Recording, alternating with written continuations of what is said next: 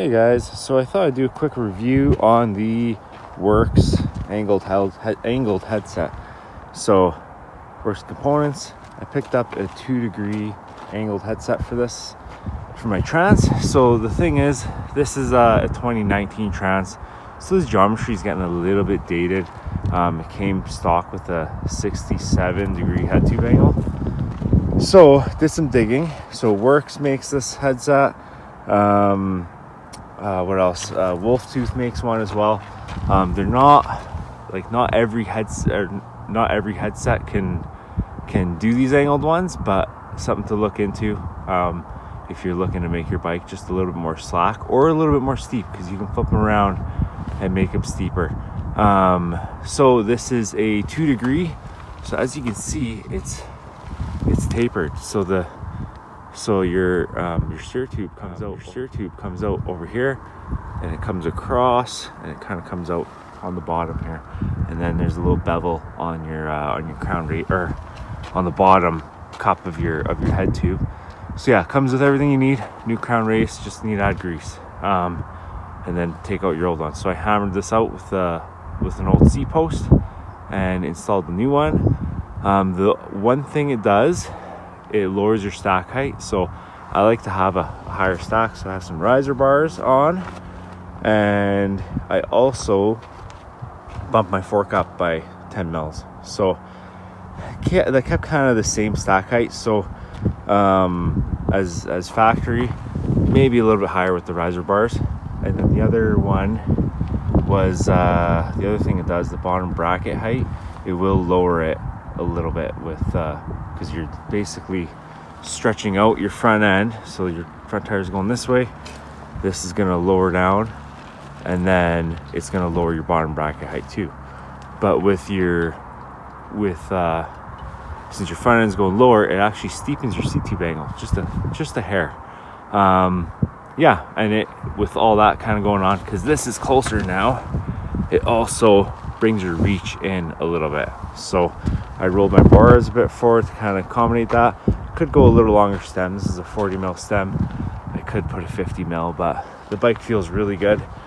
Climbing feels fine. I'll do a little ride review here, and we'll go from there. But that's kind of the changes that you'll get on the frame. And yeah, so all right, before we start going down, I should add that these headsets, they come in, most manufacturers make them in 0.5 degree increments. So you get half a degree, 1 degree, 1.5, or 2. I put 2 degrees on this one. But yeah, the other thing too, check with your frame manufacturer, because they might not like that, right? Might not be covered under warranty if you have an issue. I did a bunch of reading, and for me it felt like it was the right choice, so you'll have to tackle that on your own. One more thing I guess you could add is you can also steepen it, like I mentioned earlier. So you just have to flip it around. So it's going to do basically the opposite changes that I kind of talked about with the stack height and the bottom bracket height and the reach and stuff like that. So if you have a 64-degree head tube angle bike and you really want a 65, you can kind of fine tune it that way and make it a little bit steeper if you flip it around. So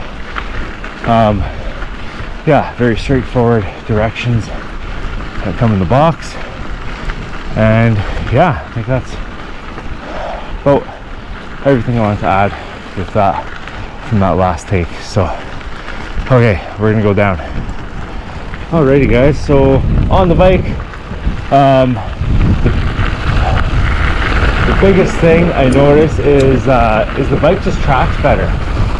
It's not as twitchy, especially going down.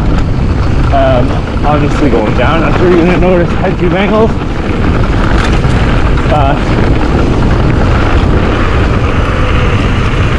I'm just burning home from work, so this isn't really the best trail to show a steeper head tube angle, but it works. You notice it even on like pretty mellow trails like this. Obviously steeper trails, you're really gonna notice that difference. But yeah, it's a great little addition.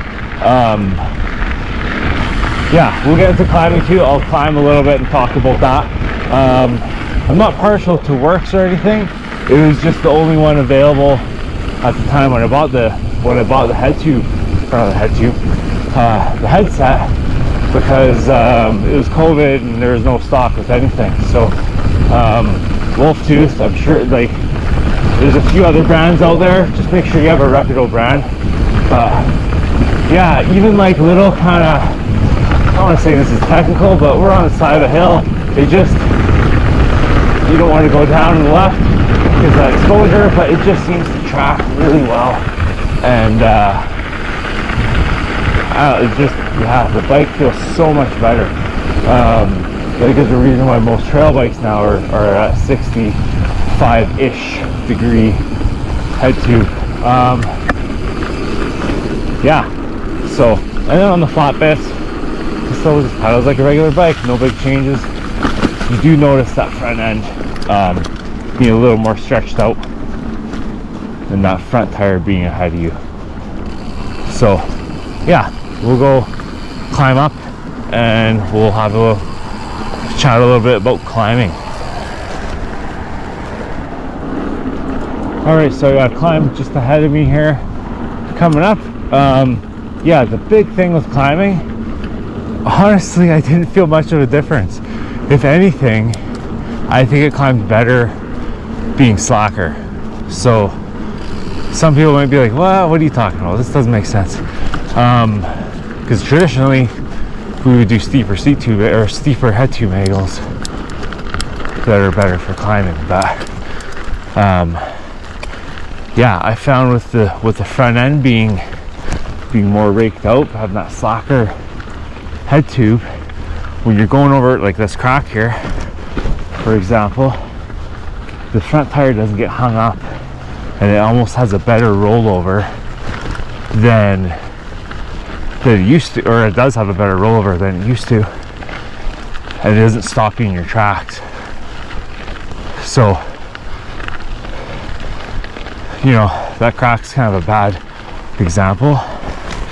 Maybe we'll turn this down a little bit. But any big rocks or anything like that, I feel like the bike is able to just get over it a little easier being slacker. So yes, like I was saying, the front end doesn't wander about kind of thing while I'm climbing. I feel it's the same as it was before. If it does wander a little bit more, it's not really much that I notice. So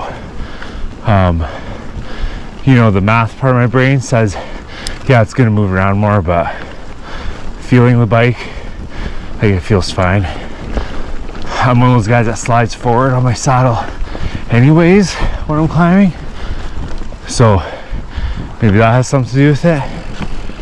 But yeah, here's kind of what I'm talking about. This is like the old chunky rock kind of thing on our Lethbridge climbs.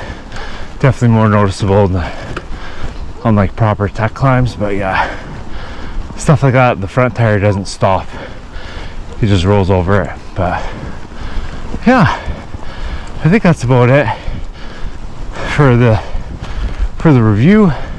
If you have any questions, yeah, feel free to comment. Please like, subscribe, helps the channel grow. And if you have any videos that you would want me to do, then yeah, just type in the comments. If you have any questions or anything, I can show you on video as well. But yeah, I think that's about it. Thanks for tuning in, guys. Take care.